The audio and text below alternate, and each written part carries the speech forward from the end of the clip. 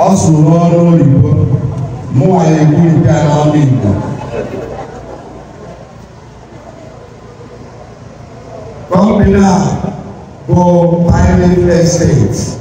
After that, I have go over 20 years at this real estate business. Therefore, I was the level. So let's say until the bishop. Honorable got 10 years, go 20 years.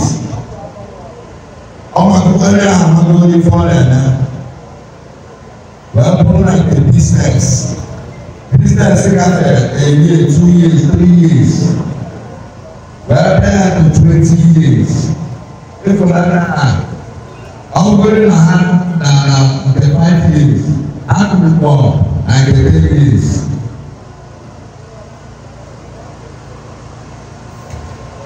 Buying real estate for our people. Real estate. All we know about that. I remember about my estate there.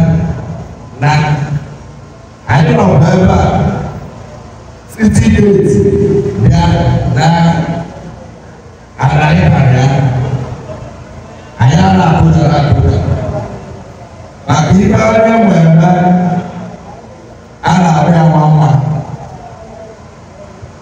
So, mercy, I can new pussy as in wood there, general. Officer, anywhere of one. On the real estate, I am Ada wala lagi, anak kaya nela,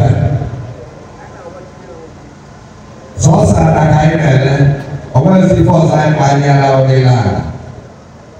Seluruh jam, mulai malam.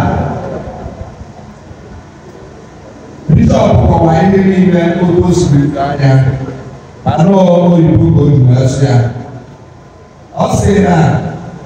Emang air, mata nama, air pucuk dia, normal, boleh sulit loh ini, loh kaya. Emangnya, bawa, pertanyaan, dia pasti oleh orang boleh malu dia. They increase, and that people no increase. They go. I have property. I have now. I want to have 2 plots. In Canada, 600 or 800 or 1 million or 2 million. The land appreciates. Only Russia,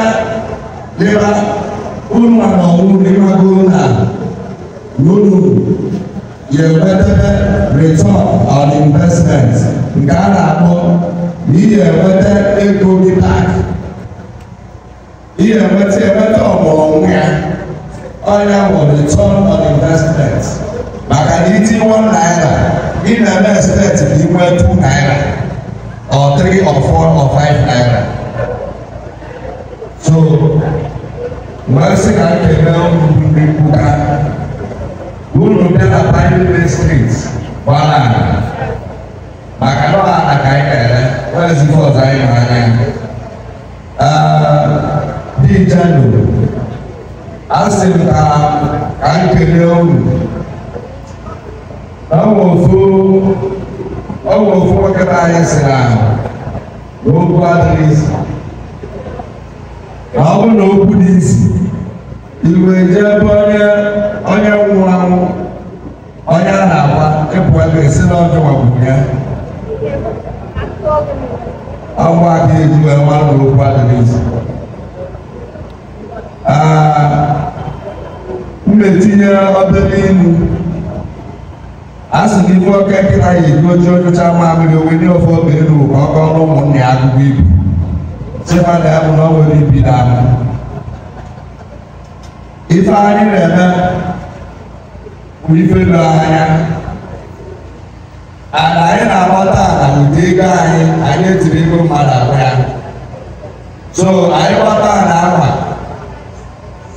ihe anyị na-eme expect ka ndị mmadụ dabara ya dị comfortable